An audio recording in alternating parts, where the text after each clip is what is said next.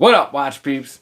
I don't know much about the history of Wolbrook other than they made a very popular watch in the 60s, the Skindiver Worldtimer. Quick search on eBay will show some really cool looking vintage examples. But their other claim to fame is that Neil Armstrong actually wore one to the moon. You want to hear the rest of that joke, you got to check out my video on Scottish Watches Unboxed. But apparently Neil Armstrong wore one as his personal watch, and it was recently auctioned and the authenticity verified. But more recently, the brand has been revived with some very faithful to the original recreations. So let's take a look. I'm Pete, and we are Chillin' with Watches.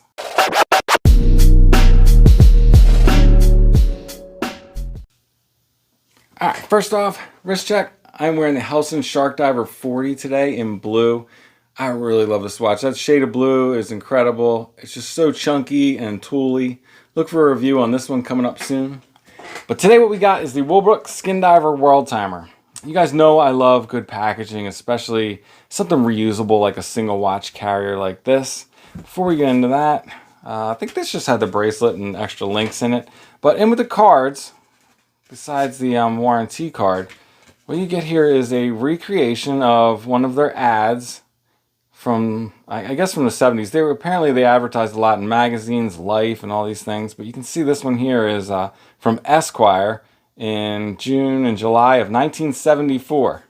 The watch was $19.95, which according to their website translates to about $350 to $450 by today's standards. So they're keeping right in there with inflation and everything with the pricing of their watch.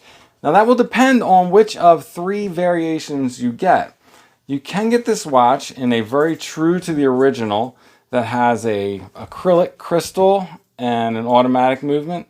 Then there's a slightly more modernized version with a box sapphire and automatic. And then the one I have here, which is a flat sapphire crystal with the Seatbelt Mecaquartz movement.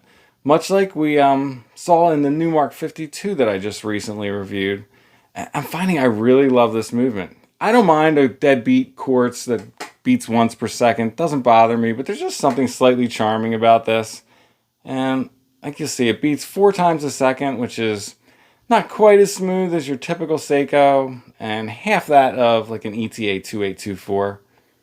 But this model, particularly being a no date, means you don't ever have to mess with it. I don't have to adjust the date, I don't have to adjust the time, it's just always going to be good. Just has a simple push-pull crown, one position, which I very much like.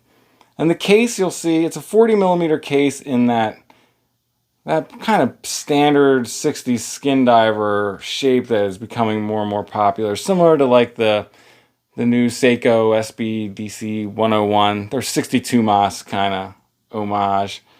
But I think more and more brands are doing this case. It's becoming very popular, and I think they did it really well here. You can see it's just very slightly turned down lugs, hardly any belly to the back, very thin, just a little over 10 millimeters. So it wears incredibly well. It's fully brushed, sides, top of the lugs. We do have a sign crown there with their Wolbrook, very simple.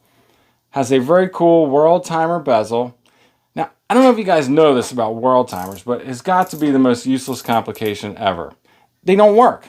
Half of these cities will be in or out of daylight savings time while the others aren't, or some don't do DST at all, and yet others still go into DST on different dates than the rest of the world. It's very confusing. This one right now is telling me that GMT is +5, which of course it is not. It is +4 for a few more days at least anyway. But, I mean, if you want to know about within a couple hours of what time it is in other cities in the world, that's great. But what I found the best thing about these Worldtime bezels is there's no zero mark, there's no pip, there's no home position, if you will. So you don't have to constantly obsess about setting it back to line up with the 12 o'clock. You can just let it go, and who cares? You can combine that with the ease of a quartz movement, and this watch is very freeing. You know, it's just no fuss, no muss with this one. Now the dial layout has a very field watch, explorer, hybrid kind of dial, which I think is a great choice for this watch. It lends to that sense of travel and adventure. It just goes along with the Worldtimer theme, and it's one of my favorite dial layouts. The handset is super cool. It's not quite a broad arrow, not quite Ranger hands, but I love that big arrow. But what's really cool is the seconds hand. It's almost like, it's shiny, almost like a heat blued hand, but instead of blue, it is red. And if I can get the light to hit it just right, it has this great pop of red. Just a really cool touch. It's using vintage BGW9 loom, which I was not even aware of until I read it on their website. It's not great as far as brightness goes, and we will take a look at that, but I think as far as the color palette goes, it's a good choice here, and I like the Fotina colored loom. I just think of it as tan loom. It looks great. Some people really dislike it, but I'm a fan. It's not super bright, but it works. Now, go into the bracelet, which is very cool. It uses solid end links, and they are quick release, if you can see the two little nubs there. But what they've done is taken something that's a really pretty bracelet, like a beads of rice, and they've toughened it up by making it fully brushed, which just gives it kind of this little bit more of a dressy tool watch vibe, right? They really nailed it with this. A perfect choice for a beach to going out to dinner at night kind of skin diver watch. And well, I don't know if you can notice, but it has that almost perfect 20 to 16 millimeter taper, which just makes it really comfortable, really wearable. Milled out clasp, and again, they did best choice they could have made here. A very simple 2-button release clasp, just very unobtrusive, very comfortable to wear. So let's bring up the specs and we will go over the dimensions real quick.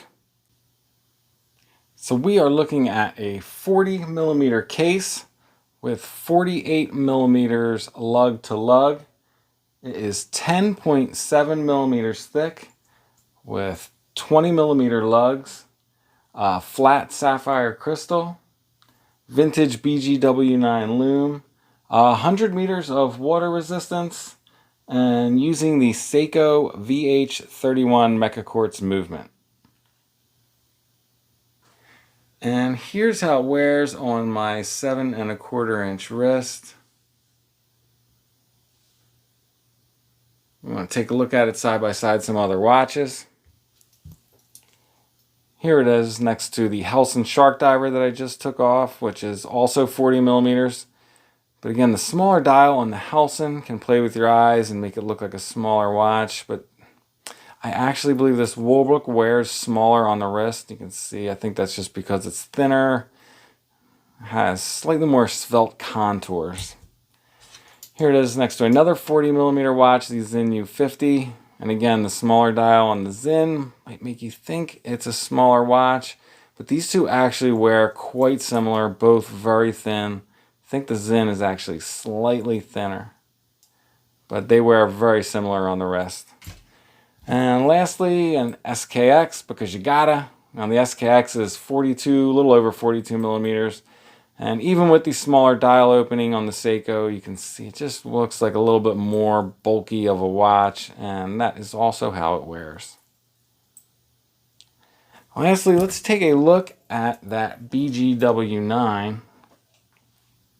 Keep the loom. It's vintage BGW9 loom. Vintage BGW9. So, like you can see, like I said, it is not quite as bright as normal BGW9 or C3 for sure. It's not quite as blue as standard BGW9 either. It has a little bit of a green, almost aquamarine color to it.